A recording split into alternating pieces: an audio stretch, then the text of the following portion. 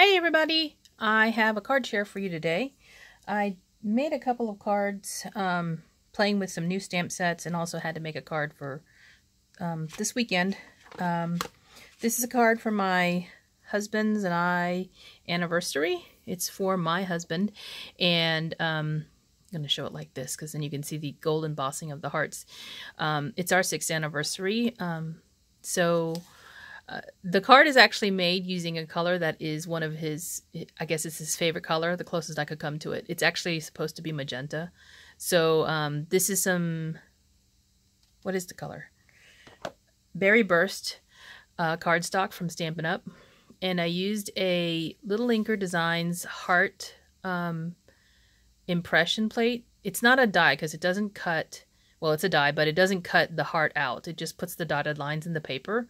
So I hope you can see that. And then I used the Paper Tray ink stamp set for the happy anniversary and this little die cut here, as well as the number 6. They're all in the same set.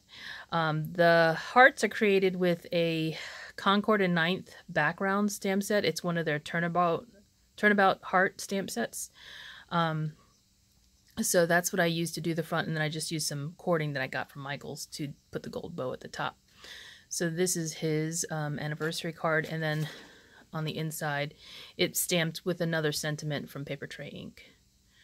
So that is my first card. And then the rest of the cards that I made were actually using one of their new stamp sets from the release last month. And it is called, I think it's last month, Text and Texture Roses. Or this month actually is May. It's still May, right?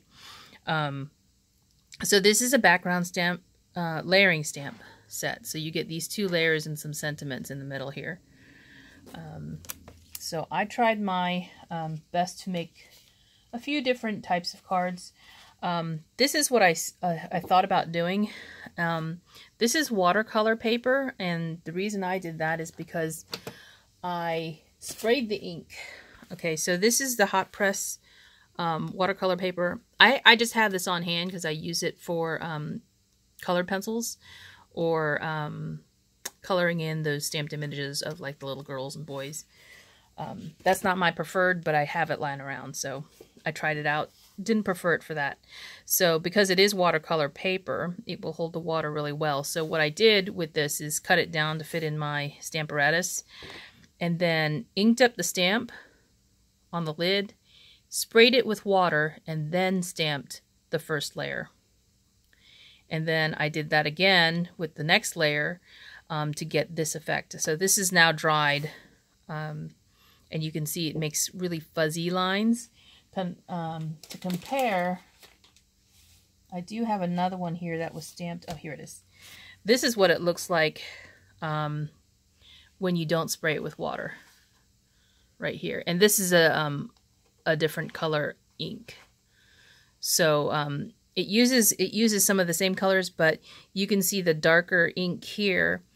When you spray it with water, what happens to it as it dries. So these ink colors are Sweet Blush from Paper Tray, Pale Peony, and Berry Sorbet. So you could see right away, Berry Sorbet is what's on the right. That's really coming through when you add the water. So this is just on regular Stampers Select Paper Tray ink cardstock in the white, and this is the watercolor paper. So I have another card to make there, or 2. So here's the cards I came up with. This is using that watercoloring technique or spraying technique with the lighter colors of ink, and then a set of sentiments from different stamps. From Paper Tray. And then this die is a Paper Tray ink die. It's one of their noted die collections. And then I just cut it down. I cut the image down to size to fit in to my card as a layer. And then this one this is a regular stamped image, so you can see it really clearly, but I embossed it with gold a little bit. So basically I stamped both the layers. Then I took my Versamark ink and went around the edges of the stamp only, not in the middle. And then I gold heat embossed it So you can see just around the edges of the stamp, there's some gold kind of flicking through. And then I die cut a Hello die, which I don't even know who makes this one because I took them out of the package. And then this Dear Friend is from one of the Paper Tray ink stamp sets. So, and this cardstock right here is from Tim Holtz. It's one of those little packs of paper he has to coordinate with his Distress ink line. So, but the ink here is still that same ink that I showed from Paper Tray. So I just wanted to share that. And then the last one, this one is another watercolored one. Now, this one is under vellum because after I stamped it with just the one layer of ink, and this is the Berry Burst, so it's a very bright color. You can see it coordinates with our cardstock.